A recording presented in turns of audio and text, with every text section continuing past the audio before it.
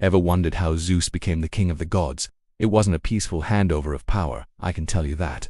It was a war of cosmic proportions that shook the very foundations of the universe. This is the story of the Titanomachy, the ultimate celestial showdown. Our story begins with Zeus, no longer a baby hidden away on Crete, but a powerful, ambitious young god. He'd grown up hearing whispers of his tyrannical father, Cronus, who had devoured his siblings whole to prevent a prophecy from coming true. The prophecy that one of his own children would overthrow him, just as he had overthrown his father Uranus. Zeus knew it was his destiny to fulfill that prophecy, but he couldn't do it alone. He needed his brothers and sisters. So, Zeus, with the help of the Titaness Metis, devised a clever plan.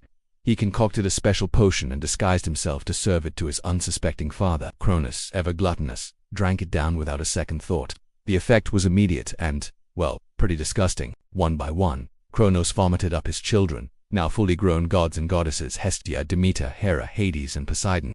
Imagine their surprise, being freed from their father's stomach after all those years. Reunited and furious, the 6 siblings declared war. They established their base on Mount Olympus, becoming the Olympian gods. Across the cosmos, on Mount Othrys, Cronus rallied his fellow titans, the old guard who refused to relinquish their power.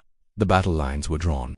The great war, the Titanomachy, had begun. For 10 long years, the war raged on, a stalemate of epic proportions. The Olympians were fierce and determined, but the Titans were ancient, incredibly powerful, and experienced. It seemed neither side could gain a decisive advantage. The universe trembled with their clashes, mountains were thrown like pebbles, and the seas boiled with their fury.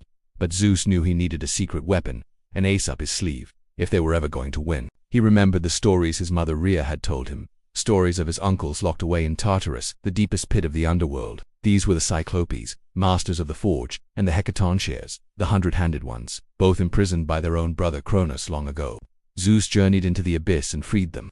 In gratitude, the Cyclopes forged legendary weapons for the gods. For Hades, a helmet of invisibility. For Poseidon, a trident that could shake the earth. And for Zeus, the most powerful weapon of all, the lightning bolt.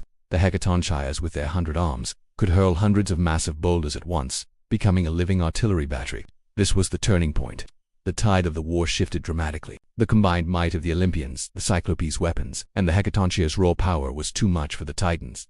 The battle reached its climax. Poseidon's trident shattered the earth. Hades struck unseen from the shadows, and Zeus, from the heights of Olympus, unleashed a storm of thunder and lightning unlike anything the cosmos had ever witnessed. He struck Cronus with a final, devastating bolt, sending the Titan King and his defeated followers plummeting down into the eternal darkness of Tartarus, forever imprisoned.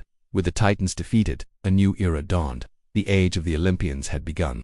Zeus, Poseidon, and Hades drew lots to divide the world. Hades claimed the underworld, Poseidon took the seas, and Zeus became the supreme ruler of the heavens and the earth, the undisputed king of the gods. Their victory marked the beginning of the Greek pantheon we know and love today. Thanks for watching this epic tale unfold. If you enjoyed this journey into mythology, don't forget to hit that like button, subscribe, and ring the bell so you don't miss our next adventure. See you next time.